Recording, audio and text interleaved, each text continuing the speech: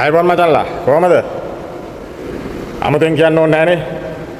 ඊයේ අර අම්බලන්ගොඩ වයසක මිනිස්සෙකුට හැඳුනුම් පතක් ළඟ නැහැ කියලා ඒ මිනිස්සයා බීලා හිටියයි කියලා ඒ මිනිස්සාට හොඳට මතින් පයින් පාර දීලා පොලිසියට කුදලන්න ගිහිල්ලා නයින් කනින් ලේ දාගෙන ඉන්නකොට පොලිස් බංකුවේ වාඩි කරලා තියාගෙන ඉන්නකොට ඒ පාර කාපු පුද්ගලයාගේ පුතා ඇවිල්ලා තනියම පොලිසියෙන් ගෙම ඉල්ලනකොට මුළු රටම මුළු බුකියම ඒ තරුණයා වෙනුවෙන් සායි පහර කාපු පුද්ගලයා වෙනුවෙන් පෙනී සිටියා. ඒක තමයි වෙන්න ඕනේ. බොහොම ස්තුතියි ඒ සමාජ මාධ්‍ය දාලා ක්‍රියා කරන නිසා මේ වෙනුවෙන් හඬ නගපු සිළුම පුරවැසියන්ට.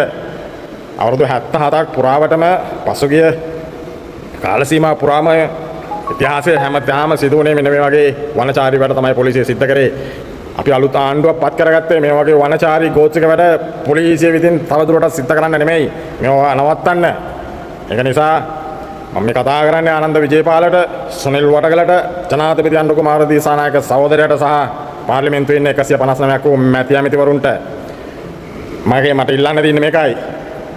පොලිස් නිලධාරියෙක්ට කුමන හේතුවක් උඩවත් පුද්ගලයෙකුට පහර දෙන්න අයිතියක් නැහැ. පුද්ගලයා වරදක් කරලා තිබ්බා හෝ වරදක් නොකර සිටියත් කිසිම පුද්ගලයෙක් අත්අඩංගුවට ගන්නකොට පහර දෙන්න බෑ. උන් අත්අඩංගුවට ගත යුතුයි.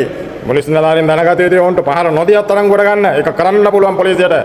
මේ පුද්ගලයෝ පාතාලේ පුද්ගලයෝ අත්අඩංගුවට ගන්නකොට ඔහම පහර දෙනවා අපි දැකලා නැහැ. මේ පොලිස් සුනිකෝ ඒ පාතාලයන්ට බයයි. ඒක තමයි ඇත්ත. සාමාන්‍ය අහිංසක මිනිසුන්ට බොරුවට කුඩු මත්ජව්වේ දාලා කහලා අත්අඩංගුවට අරගෙන නඩු දාලා කූඩු කරනවා. ගිහිල්ලා බලාපල්ලා ওই බන්ධනාගාරවල රට පුරා තියෙන නිරපරාධේ එහෙම අතින් දාලා කී දහහක් අත්අඩංගුවට අරගෙන නඩු දාලා හිර කරලා ඉන්නවද කියලා. ඒක තමයි යකෝ ඔය බන්ධනාගාර වලින් මතුවෙන පීඩනය. බන්ධනාගාරවල ඇතුලේ ඇති වෙන කැරලි ඇති වෙන්නේ ඔන්න ඔය නිසා තමයි. ඒක නිසා මේක හොඳට තේරුම් ගනින්න. මේව නවත්තන්න නම් කරන්න තියෙන එකම දෙයයි. වරද කරන හැම පොලිස් කාර්යයක්ම ඔවුන්ගේ නිලය ගලවපල්ලා. ඔවුන්ගේ ඇඳුම ගලවපල්ලා. ඔවුන්ව ඉන්ටරික් කරපල්ලා. ඒක තමයි කරන්න තියෙන්නේ. එකෙක් දෙන්නෙත් ඔහම කරනකොට ඔය පොලිස් කාර්යය නිකම්ම හැදෙනවා. මතක තියාගන්න කිසිම පොලිස් කාර්යයකට අයිතියක් නැහැ. මම නැවත කියනවා කිසිම පුද්ගලයෙකුට පහර දෙන්න. අම්බලන්ගොඩ පොලිසිය හොඳට මතක තියාගන්න ඉතිහාසය. පොල්ලත්තේ පියසේන ක්‍රීඩාංගණයේදී සංගීත සංදර්ශනයක් අතරතුර ගම් දෙකක තරුණියව ගහ ගන්නකොට ඒ ගහගත් තරුණියන්ව බේරාගෙන ගුටි කාලා ලේ බරාගෙන ආපු තරුණෙක් අරගෙන එනකොට බේරගෙන යම්කිසි පුද්ගලයෙක් ඒ පුද්ගලයාට ප්‍රශ්න නොකර පහර දෙනවා. අන්න එහෙමයි පොලිසිය දහසුරනේ.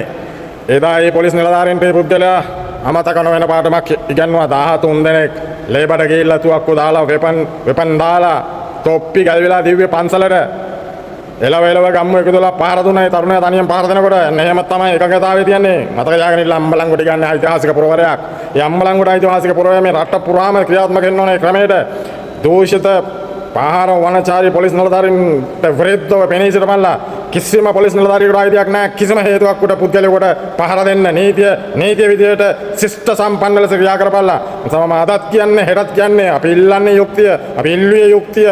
අපි මේ රජයෙන් ඉල්ලන්නේ යුක්තිය. මේ රජයටත් ඒක කරන්න බැර නම් උඹලාට වඩා ශිෂ්ට සම්පන්න දේශපාලන සංස්කෘතියක් අපි හදන්න ඕන කියන එක තමයි මගේ මතය.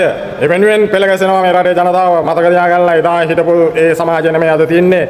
එදා නිවට න්‍යාලු ලෙස වකුඩු වෙලා තන ගහගෙන හිටපු මිනිස්සු දැන් නැගිටලා තියෙනවා. අන්න ඒක මේ ආණ්ඩුව හොඳට මතක් තියාගත යුතුයි. ආනන්ද විජේපාල, සුනිල් වටගල මේ ආණ්ඩුවේ මැති අමතරුවට මතක් තියාගෙන යුතුයි. එදා හිටපු සමාජය නෙමෙයි අද තින්නේ. පරිවර්තනයක් වෙමින් තියෙන සමාජයක්. ඒ පරිවර්තනය වෙමින් තියෙන සමාජයේ කිසිම පුද්ගලයෙකුට අතින් පයින් පහර දෙන්න පොලිස් නිලධාරීන්ට අයිතියක් නැහැ. වගේම කිසිම පුද්ගලයෙකුට අයිතියක් නැහැ තවත් පුද්ගලයෙකුට පහර දෙන්න. ඒක වනචාරී ඒක ගෝත්‍රිකයි. මේ මාජරස් දේශපාලන සංස්කෘතිය මේ ආණ්ඩුවට නවත්ත ගන්න බැරි නම් මේ රට කොහෙටද යන්නේ කියන එක අපිට හිතා ගන්න බෑ. ඒක නිසා මේක තාමත් ගෝත්‍රික රටක්.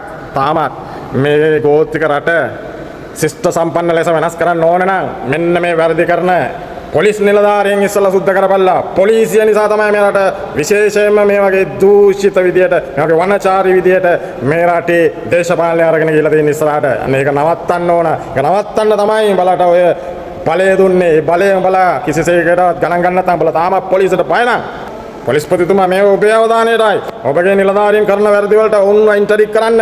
ඔවුන්ගේ නිලධාරී පැලැන්ති ඔය නිලධාරීත්වය ගලවන්න. ඔවුන්ගේ යුනිෆෝම් එක කාග් ඇඳුම ගලවලා ඔවුන්ට දඬුවම් කරලා ඔවුන් මේ පොලිස් දෙපාර්තමේන්තුවේ පන්නලා දාලා ශිෂ්ට සම්පන්න පොලිසියක් හදන්න. පොලිසිය වනචාරී ලෙස හැසිරෙනවා නම් මේ රටේ සාමය, මේ රටේ මිනිස්සුන්ට නිදහසේ ජීවත් වෙන්න බැරි බව හොඳට මතක් තියාගන්න. ඒ නිසා ඉස්සෙල්ලාම සුද්ධ කරන්න ඕනේ ක්‍රීන් ශ්‍රී ලංකාවේ පොලිස් දෙපාර්තමේන්තුව කියන එක මම හොඳට අවධාරණය කරලා කියන්නේ. හොඳට තේරුම් ගන්න මතක තියාගන්න ඉල්ලා. අපි ඉල්ලන්නේ යුක්තිය, ඉල්ලුවේ යුක්තිය, හෙටත් ඉල්ලන්නේ යුක්තිය. එක යුක්තිය, දෙක යුක්තිය, තුනක් යුක්තිය කියන එක. එන්නේ යුක්තිය වෙනුවෙන් පෙනී සිටිනවා අපි අපිව මරලා දැම්මත් බලනහර කපලා. ඒ වෙනුවෙන් තවත් මිනිසුන් හඬ නගනවා, පෙළරෙනවා, පෙළ ගැසෙනවා, පෙළ ගස්සනවා කියන එක හොඳට මතක් තියාගන්න ඉල්ලා. මේ වනචාරී වැඩේ නිර්ලජ්ජිත වැඩේ කොන්දේසි පරහිතව ඒ වෙනුවෙන් පෙනී සිටිනවා කියන එකත් මතක් තියාගන්න ඉල්ලා මේ රටේ ජනතාව. ඒ වගේම මෙන්න මේකත් අම්බලන්ගොඩ පොලිසියට තමයි රටට කියන්න ඕන. 1988 සිදුවෙච්ච සිදුවීමක්. ඒක සිදු වුණේ මගේ සීයාට ඩේවිඩ් ද සිල්ලාට අම්බලන්ගොඩ පණිනේ ජීවත් වෙච්ච අනගාരിക රයිටර් තිලකසේකර තමයි එදා හිටපු පාර්ලිමේන්තු මන්ත්‍රී එක්සත් ජාතික පක්ෂයේ මගේ සීයා ජනතා විමුක්ති පෙරමුණේ සමාජිකයෙක්. ජනතා විමුක්ති පෙරමුණේ දේශපාලනය කර පළියට කරපු වරදට අනගාരിക රයිටර් තිලකසේකරගේ මරයෝ එකතු වෙලා මගේ සීයාව පහරගෙන ගිහිල්ලා වත්තට දාගෙන ගහක බැඳලා අමානුෂික විදියට වදෙන් සාදීලා පාර දුන්නා. මගේ සීයාගේ ලෙන්ගුවට ස්පෝක් කූරු බැස්සුවා. මගේ සීයාගේ කන් වලට ස්පෝක් කූරු බැස්සුවා. පොළොව වලින් ගහලා ඔළුව පැලුවා. පොලිසිය නිහඬයි. පොලිසියෙන් සීයාවත් තරංගුවට ගත්ත මිසක් පහර කාපු පුද්ගලයන් අත්තරන් ගත්තේ නැහැ. එහෙමයි දා පොලිසිය ඇසුරනේ අනගාരിക රයිටර් තිලකසේකරගේ ඕඩර් මත එහෙමයි පොලිසිය දා ඇසුරුනේ. මගේ සීයාගේ පුත්තු දෙන්නෙක් හිටියා. එක්කෙනෙක් ධනසිරි මල්ලියාවඩු, අනිත් එක්කෙනා රත්නසිරි මල්ලියාවඩු. ඒගොල්ලෝ මේක විරුද්ධව පෙනී සිටියා. මේකට විරුද්ධව පොලිසියත් එක්ක හැප්පුණා. ඒ වගේම මගේ අම්මා ඇතුළු මගේ සීයාට හිටියා දූවරු 7 දෙනෙක්. ඒගොල්ලොත් මේකට විරුද්ධව පෙනී සිටියා. නමුත් යුක්තිය ඉල්ලගන්න බැරුණා. සීයාව කුතලගෙන ගිහිල්ලා පොලිසියේ දේ පෙරාගෙන ඉන්නකොට අඩුම ගානේ ඉස්පිරිතාලටවත් ගිහිල්ලා දැම්මේ නැහැ. කොහොම හරි ඒ දරුවන්ගේ මගේ සීයාගේ දරුවන්ගේ බලපෑම මත අන්තිමට කාලේ කරාපිටියට ඇතුළත් කරන්න උනා. වෛද්‍යවරයා එදා කිව්වේ මට අදවත් මතකයි මේ මිනිස්සුන්ට මේදී පාර දීලා තියෙන විදිහට මේ මිනිස්සයා තාම ජීවිතුන් අතර ඉන්න එකත් පුදුමයක් කියලා. මේ මිනිස්සුන්ට මේ වගේ සිද්ධවීමක් සිදු නොවුණා නම් තවත් අවුරුදු 70ක් 40ක් අනිවාර්යයෙන්ම ජීවත් වෙනවායි කියලා. එදා සීයා නැති වෙනකොට සීයාට ගහලා මරනකොට සීයාට වයස අවුරුදු 80යි. අදටත් මගේ මේ වේදනාව කැකෑරි තියනවා. මේ වෙනුව තමයි අපි යුක්තිය ඉල්ලුවේ. ඒකට වෙනුවෙන් තමයි අපි මේ ආණ්ඩුපත් කරගත්තේ. මේ වගේ මජ්ජර වනචාරී සිදුවීම් නවත්තන්න. එදා මගේ සීයාට ගානකොට මගේ සීයාගේ දරුවන්ට දිරිච්ච කැක්කම තමයි අද අම්බලන්ගොඩ අර තමන්ගේ තාත්තට ගහපු වේදනාව පොලිසියට ගිහිල්ලා ගෙමිල්ලුවේ දරුවා. අන්න ඒ වගේ දරුවෝ තමයි අපිට ඕනේ මේ රටට. ඒ වගේ කොන්ද පණ ඇති දරුවෝ තමයි අපිට ඕනේ. මම මේක මතක් කරේ ඉතිහාසයේ අම්බලන්ගොඩ පොලිසිය කරපු තවත් නිර්ලජ්ජිත වනචාරී වැඩක්.